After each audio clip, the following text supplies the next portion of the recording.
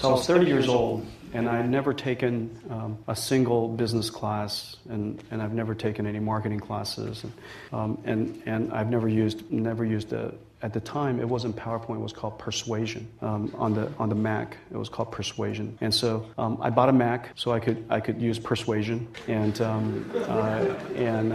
then I tried to create a company presentation to take it to venture capitalists. The process kind of went like this. We started, my first official day of work was my 30th birthday, February 17th. And we got the company funded. And so once we got started, the question is, what are we going to do? How does it all work out? How do we start the company? And so we met every day, the three of us, in one of the founders' townhouse in Fremont, and we would get together, and there would be nothing to do. I mean, what do? You get three guys get together, you just talk, So what did you guys do last night? What did you have for dinner? I mean, so you talk about that for about 6 months, okay? And the big event of the day would be, hey, where do you guys want to go for lunch? And so, Philly cheesesteak today, or Chinese food tomorrow, or whatever. That would be like a big deal. And then after a while, it was like, could you put some donuts in the fridge in the morning for when we come? I mean, so that would be a big deal for a while. And so that lasted for a few months, just the three of us like that. I know it sounds pathetic, but it's true. Because at that time, I'm reading about books on how to start companies, and I'm trying to figure out, how to go raise money, and, what's a venture capitalist, and how do you incorporate the company, and so those kind of things. Pretty soon, I met a lawyer, went to a law firm called Cooley Godward, and they helped us incorporate the company. The amount of money that he says, we need some money from you so that we could price the shares and also to incorporate the company. So he says, how much money do you have in your pocket? I said, $200. So he says, okay, give me $200. I gave him $200. And for $200, I bought 15%, I think it was 20% of NVIDIA.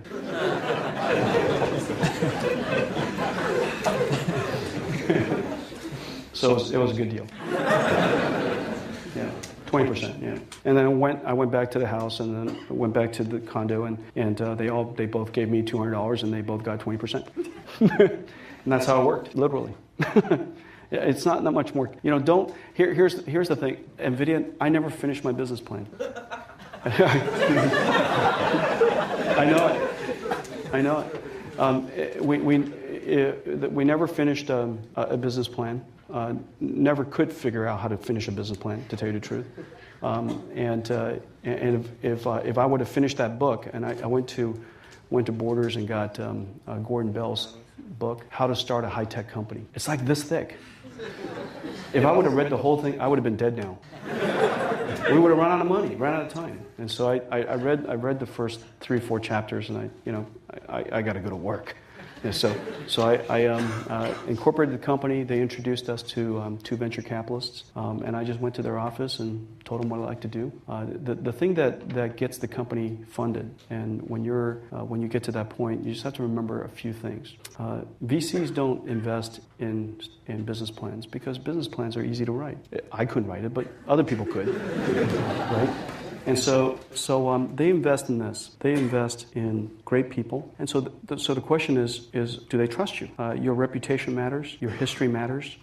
Because I had done so much work with Andy Bechtolsheim, which was another graduate of Stanford, and the founder of Sun, and worked with the founders of Synopsys and LSI Logic, and we were all very successful, and we did good work. Your reputation will precede you, even if your business plan writing skills are inadequate. And the second thing is, you need to have a vision that's sufficiently large to invest in, because their statistics, their probability of success is rather low. And if they need to put in $10 million, if the market's only $20 million large, they'll never get that $10 million back with reasonable return. But if it's a $200 billion market, then of course it's a rather different thing. Okay, so the size of the market. And they want to know that at least there is a clever idea that the market has never done before. So that last part is probably second, last. I said it last because also I think it's the least important. You might have to reinvent yourself over time. And if you want to reinvent yourself, you need to have great people. That's why great people are so important.